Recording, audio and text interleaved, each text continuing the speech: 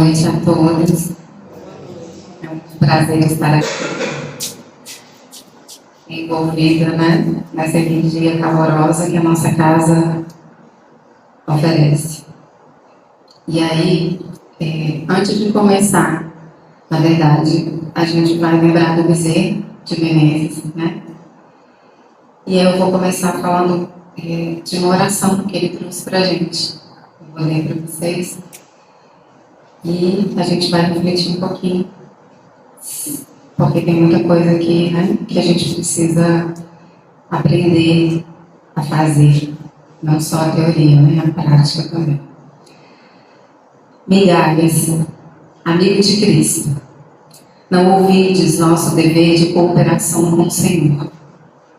Ninguém te pede o impossível, entretanto, é justo, nasçam em tuas mãos, cada dia, as migalhas de amor com que o mundo se elevará do vale da sombra ao cimo da redenção. Lembra-te de viver a santa prerrogativa de tua fé. Faze algo. O Mestre não exige que te convertas no refúgio de todas as crianças do mundo, mas espera que teus braços se disponham a recolher, por instantes embora, algumas dessas pobres aves humanas, sem ninho que as reconforte. Não te reclama a cura indiscriminadamente de todos os enfermos da senda. No entanto, solicita de teu esforço um caldo para o faminto, ou uma palavra de bom ânimo para o agonizante desamparado. Não te roga assistência para todos os estragos da prova e do sofrimento, que vagueiam. Contudo, aguarda de ti um leve olhar de consolo e esperança em favor do companheiro infortunado que precisa erguer-se e avançar. Uma esmola de tolerância, uma prece, uma gota de bálsamo, uma flor de carinho, um sorriso. Quem será tão miserável no mundo que nada possa dar, quando o verme é um benfeitor da terra, que produz a excelência do trigo e do pão? Detente, sim, na antevisão do porvir, e sonda-lhe a grandeza, mas não ouvides do presente, que nos cabe medir com os próprios passos. Demora-te na contemplação das estrelas e extasia-te perante a magnitude do universo. No entanto, não te esqueças de acender a humilde vela ao redor de ti mesmo, para que as trevas não senhoriem o chão. Amigo de Cristo, o oceano é uma coleção imensa de gotas d'água, e o reino do Senhor será o conjunto das migalhas de amor que lhes possamos oferecer. Não te faças tardio na compreensão, para que a tua felicidade brilhe mais cedo. O eterno amigo espera por nós no caminho de nossos próprios irmãos. Traze ao benfeitor celestial a semente de tua vontade e, algo fazendo na tarefa redentora, estejamos mais convictos de que Jesus fará o resto. Bezerra. Bom, o tema da palestra hoje é o acolhimento, né? E a essência do amor na casa espírita e em nossa vida diária. O acolhimento, né, ele pode ser entendido como uma maneira de receber ou ser recebido por alguém. Mas a gente tem que ter algumas qualidades para conseguir fazer esse acolhimento. A gente precisa ter gentileza, a gente precisa ter generosidade, a gente precisa ter respeito, a gente precisa ter aceitação, a gente precisa ter carinho e compreensão. Para conseguir oferecer tudo isso, a gente precisa sair das nossas zonas de conforto, do que nos é familiar. E a gente precisa também ser honesto com as nossas fragilidades. Só dessa forma a gente vai conseguir ser mais tolerante com as dificuldades do outro.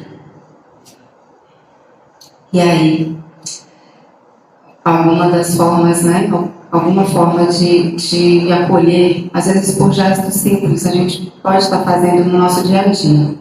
A gente pode ter uma escuta atenciosa, a gente pode ter um olhar afetuoso, a gente pode ter palavras de consolo, ou pequenos gestos fraternos, mas que vão ter o poder de aquecer aquela alma que está ali, se sentindo só ou abandonada, numa situação bem incômoda. E aí a gente vai lembrar também que ser aceito, eu acho que deve ser o desejo de todo ser humano.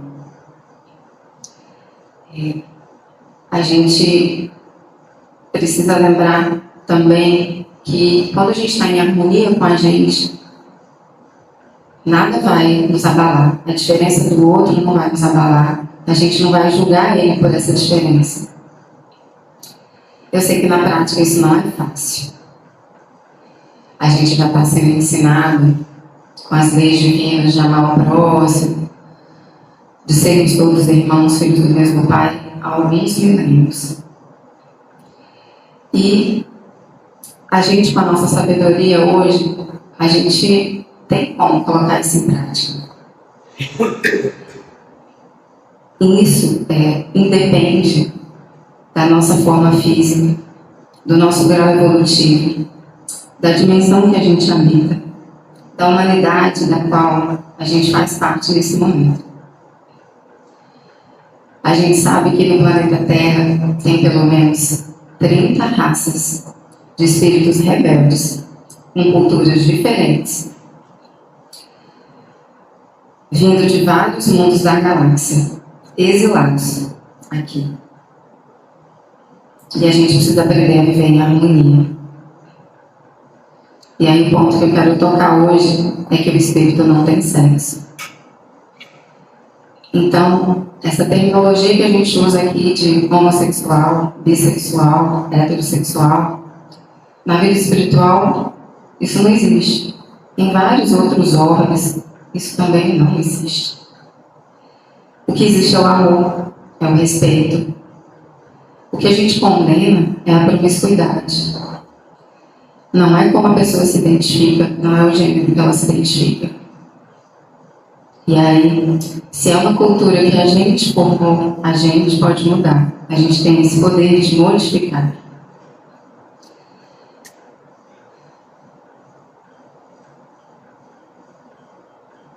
Em outros órgãos, a gente vai encontrar sexos diferentes do que a gente conhece aqui. A gente não vai encontrar em alguns órgãos essa aproximação física que a gente tem aqui. A gente não vai encontrar a relação sexual, a forma de reprodução hermafrodita. Então, não tem esse motivo, né, da gente enquadrar as pessoas nisso. E aí a gente vai lembrar também que Deus é infinitamente sábio na sua criação e Ele cria desde toda a eternidade. E a gente não vai conseguir compreender isso com a mentalidade do padrão planeta Terra. Nós somos integrantes do universo. Nós somos detentores da terceira revelação. Por que a gente não está alcançando esse público? Esse público que é incompreendido nas outras casas. O que nos falta? Já que a gente não se define com dogmas nem sectarismo religioso. E aí, para exemplificar essa necessidade, alguns dados que a gente tem são dados estatísticos que mostram que mais de 80% da população transgênero é acometida pela depressão, onde as taxas de ideação ou tentativa suicida chegam a 72% de prevalência. Lógico que a incongruência das características sexuais com a identidade de gênero promove sentimentos negativos em relação ao corpo, trazendo baixa autoestima, sofrimento, dificuldades dos relacionamentos interpessoais. isolamento social, impulsividade, reatividade. E lógico que isso concorre pelo aparecimento de comorbidades como ansiedade e depressão. Mas a gente também vai lembrar que essa população ela é alvo de discriminação social. Seja numa instituição de ensino, seja no trabalho, seja na própria família. E com isso eles enfrentam uma dificuldade de encontrar um emprego formal, gerando uma insatisfação, lógico, e um prejuízo funcional desse indivíduo, seja no contexto socioeconômico, seja no contexto da saúde mesmo, física, né, e mental. A gente tem também nessa população índices elevados de consumo de álcool e drogas ilícitas, além do tabagismo e da exposição com comportamento de risco sexual, adquirindo assim DSTs. Dessa forma, a expectativa de vida dessa população é a metade da nossa. Com tudo isso, a partir de protocolos internacionais adaptados, o Ministério da Saúde, através da portaria 2803, no dia 19 de novembro de 2013, ela trouxe, né, regulamentou esse cuidado com a saúde da população trans pelo SUS. E aí, vale a nossa reflexão. O que a gente não está fazendo, o que a gente pode melhorar para abraçar essa população, para informar essa população, para tentar trazer conhecimento, porque o conhecimento, a sabedoria, vai trazer uma maior aceitação. A gente aprende também, né, que quando a gente encarna, às vezes, muitas vezes, tem encarnações sucessivas no mesmo sexo, a gente traz essa informação no nosso campo mental, né? E aí, às vezes, isso vai refletir, sim, no comportamento de uma encarnação que a gente precisa experienciar com o sexo oposto naquele momento. Então, a gente precisa ter essa compreensão.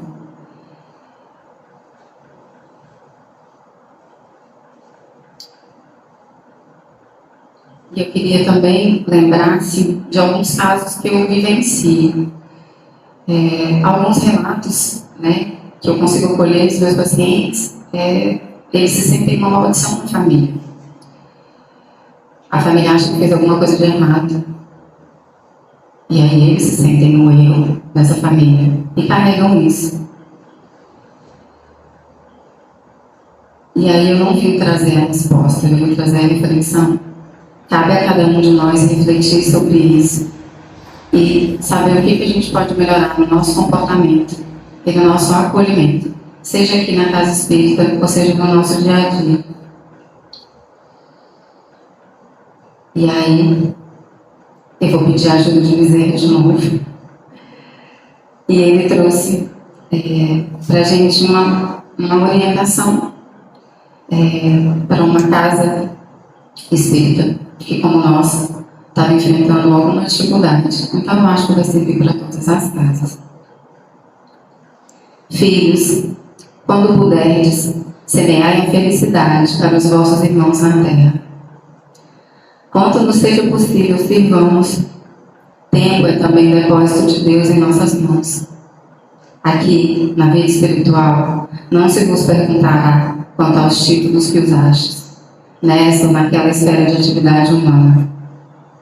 E sereis inquiridos quanto às dores que atenuastes, às lágrimas que suprimistes.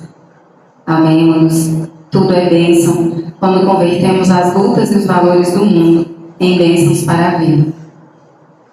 Louvemos, pois, a nossa oportunidade de trabalhar em todas as circunstâncias. Preservemos a nossa tranquilidade para servir em todas as provações. Imunizemos-nos contra a discórdia e reunamos nossas mãos uns com os outros, fraternalmente, para que o templo, patrimônio do Senhor, não se perca em nossos passos. Agradeçamos a divina providência, o dom de compreender a verdade e o ensejo de trabalhar na concretização do melhor ao nosso alcance. Todos os elementos do mundo são ingredientes necessários à luz do nosso próprio burilamento. Dinheiro é instrumento do Senhor para todos os que se decidem a servi-lo na pessoa dos semelhantes. E carência de recursos materiais é outra vantagem do Senhor para todos os que lhe sabem acatar os desígnios, transformando em trabalho renovador. Dor é bênção, alegria é bênção. Dificuldade é via de acesso à vitória nos ideais que nos propomos alcançar. E facilidade é caminho para sustentarmos o triunfo a que aspiramos, no desempenho do propósito de Jesus. Tudo na terra e na vida é apelo a que trabalhemos mais, servindo mais.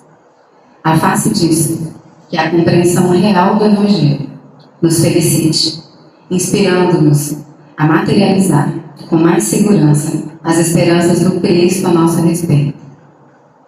Não nos deixemos envolver por dúvidas e sombras, incertezas e dissensões. O grande remédio para todas as aflições será sempre trabalhar mais e servir mais, entregando ao Senhor a parte dos problemas que não nos seja possível resolver.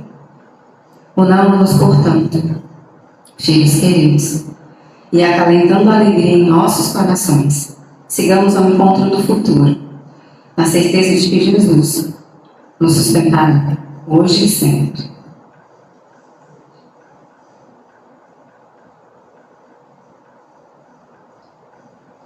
Vamos refletir, que o Senhor nos abençoe e nos traga sabedoria. Assim seja.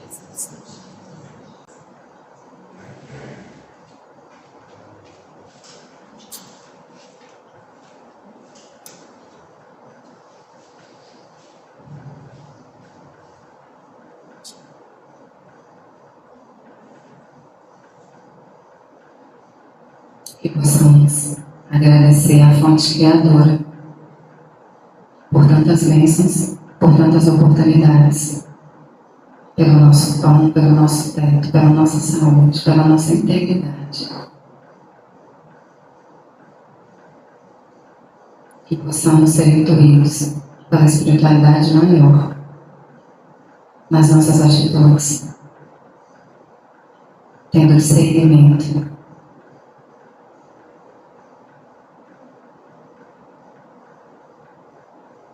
Que Jesus, nosso irmão, possa sempre nos auxiliar, através dos nossos mentores, através dos nossos amigos espirituais e através também dos nossos amigos encarnados. Vale lembrar que até um trevoso pode nos ensinar algo. Basta a gente ter ouvidos e discernimento. Ficamos por aqui. Que o Senhor nos abençoe. Assim seja.